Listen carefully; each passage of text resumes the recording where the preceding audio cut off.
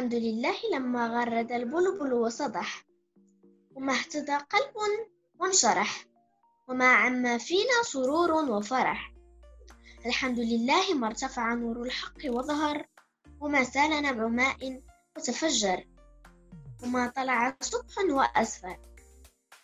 مديرتي الفاضلة، أساتذتي الأعزاء، أستاذاتي الجليلات، أصدقائي التلاميذ، سلام الله يسري ما أقيمت صلاة من عباد خاشعين، ما جادت بماء المزن سحاب كالأشجار والزرع الدفين.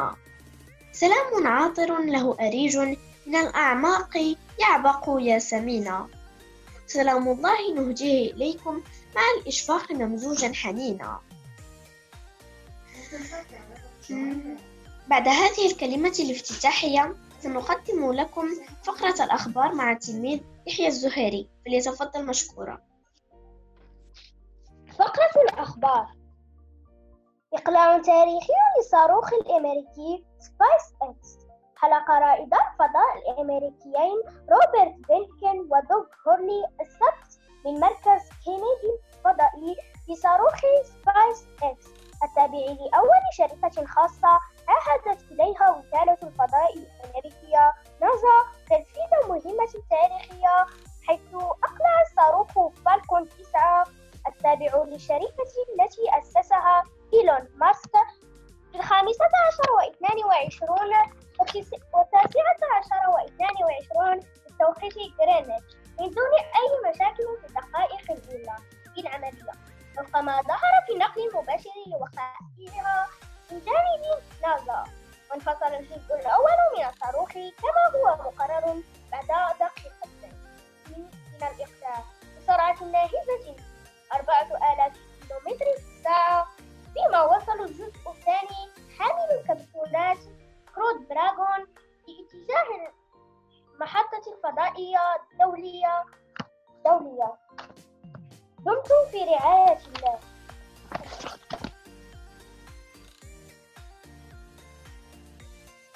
شكرا يحيى الزهيري. بعد الانتهاء من فقرة الأخبار سننتقل بكم إلى فقرة أقوال جدي التي سيقدمها لكم التلميذ آدم الصدري، فليتفضل مشكورا. أقوال جدي. قال لي جدي: يا بني ادر، حياتك من أسوأ الأزمنة، زمن تختلط فيه أقدار الناس، يصبح في الصغير كبيرا ويصبح في الكبير صغيرا، ويغدو فيه الجاهل عالما ويصبح العالم جاهلا، ويموت فيه أصحاب المواهب يقفز على قمة الجهلاء. وسألته ذات يوم: ما أحب الأشياء لقلبك؟ أجابني قائلا: يا بني، صداقة بلا ابتعاد، وقلب بلا قسوة، وبقاء بلا تغيير، وحب بلا استغلال. ثم سألته أيضا: ما هي أصعب أشياء في الحياة؟ أجابني: أن تتعود على شخص فجأة يغيب، أن لا تجد من لا يفهمك وما يحس بك، أن تحب إنسانا مستحيل أن تراه، أن تبتسم ودموعك على وشك الانهيار، أن يجبرك الزمان على شيء أنت لا تريده. شكرا لكم على حسن الإصغاء، وأشكر أيضا التلميذ ياسمين الصاحب. شكرا آدم الصدري. أما الآن فسنترككم مع التلميذة ريم الخصاصي في فقرة قصة وعبرة، فتتفضل مشكورة.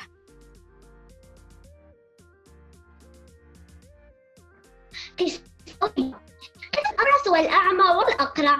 روى البخاري ومسلم في صحيحيهما عن أبي هريرة رضي الله عنه أنه سمع الرسول صلى الله عليه وسلم يقول: نار في بني إسرائيل أبرص أقرع وأعمى، فأراد الله أن يبتليهم فبعث لهم ملكا فقال له الأبرص: أي شيء أحب إليك؟ فأجابه الأبرص: لون حسن وجلد حسن ويذهب عني الذي قد قدرني به الناس. فمسحه الملك فذهب عنه قدره وأعطيه لونا حسنا وجلدا حسنا. فأي الملك أحب إليك؟ الإبل. خذ، بارك الله لك فيها. فذهب الملك إلى الأقرع فقال له: أي شيء أحب إليك؟ فأجابه الأقرع: أريد شعرا حسنا يذهب عني الذي قد قدرني به الناس. مسحه الملك فأعطاه شعرا حسنا. فأي المال أحب إليك؟ بقرة الحامي. فقال له: بارك الله لك فيها.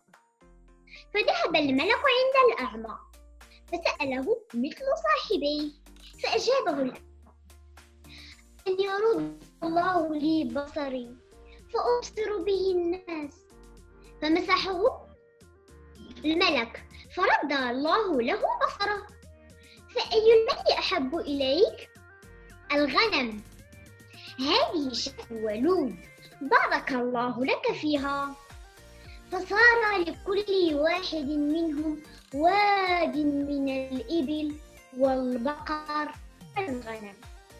بعد فترة من الزمن جاءوا إليهم في صورة رجل مسكين. فذهب إلى الأبرص فقال له: إنني رجل مسكين قد انقطعت بي الحبال في صف، أسألك بالله الذي أعطاك اللون الحسن والجلد الحسن أن تعطيني بعيرا أتبلغ عليه في سفري. فقال: لا أستطيع. قال له الملك: ألم تكن أبرصا يقدرك الناس فقيرا فأعطاك الله؟ فأجابه: إنما وجدت هذا المال أبا عن جد. إن كنت كاذبا فسيرك الله إلى ما كنت عليه. فعاد أبرصا فقيرا. فذهب إلى الأقرع فقال له مثل ما قال للأبرص، وكان جوابه مثل صاحبه، فعاد مثل ما كان أقرعا فقيرا. فذهب الملك إلى الأعمى في صورة رجل مسكين فقال له ما قاله لصاحبيه. فأجابه الأعمى: لقد كنت أعمى ورد الله لي بصر ورزقني من حيث لا أحتسب، فخذ ما شئت ودع ما شئت. قال له الملك: أمسك مالك فقد رضي الله عنك وسخط على صاحبيه. العبرة من هذا إن الابتلاء بالسراء والرخاء قد يكون أصعب من الابتلاء بالشدة والضراء، وإن اليقظة للنفس في الابتلاء بالخير أولى من اليقظة لها في الابتلاء بالشر.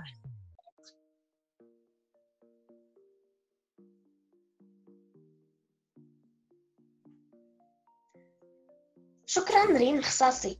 أما الآن أعزائي سننتقل بكم إلى فقرات باللغة الفرنسية التي سيقدمها لكم التلميذ ياسر كرامي، فليتفضل. Merci mademoiselle Yasmine.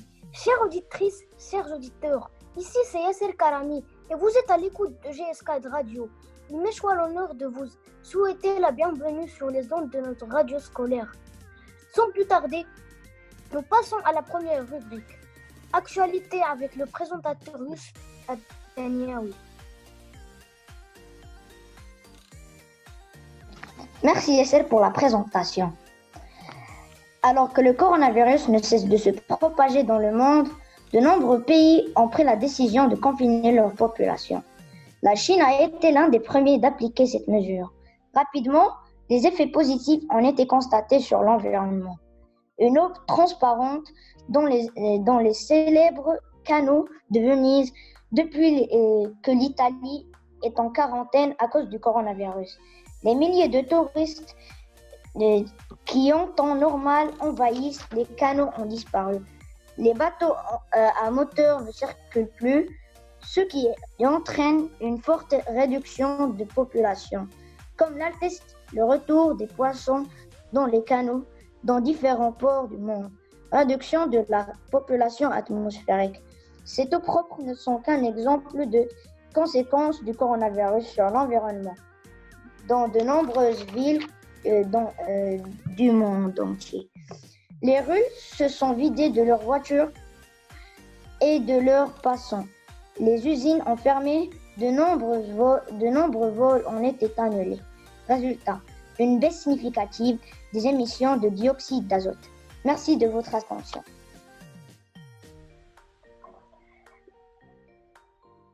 Merci Youssouf. La deuxième rubrique, Valeur du mois, vous sera présentée par Mademoiselle Nour El Houdaziri.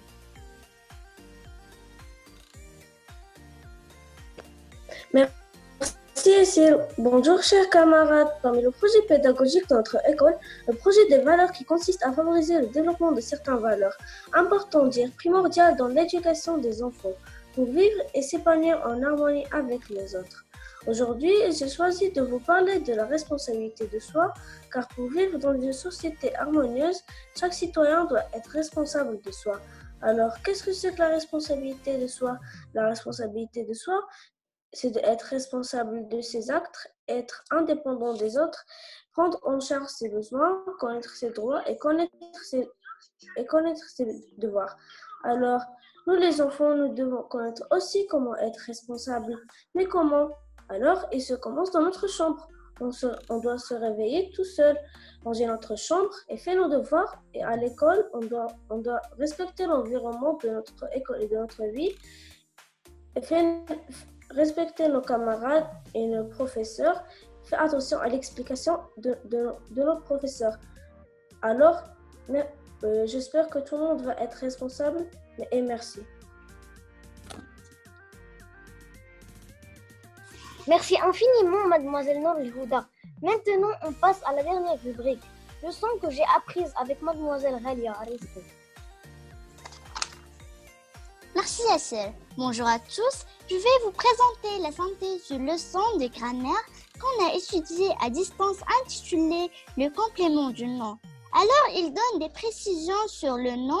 Il complète le nom noyau du groupe nominal. Le complément du nom est introduit par une préposition à, de, en. Nom mobile, il ne peut pas se déplacer. Nom essentiel, il peut être supprimé. Exemple, le chapeau de ma mère s'est envolé. On peut supprimer de ma mère et garder le chapeau s'est envolé.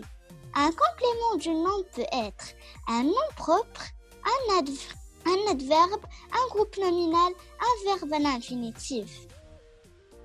Merci pour votre attention.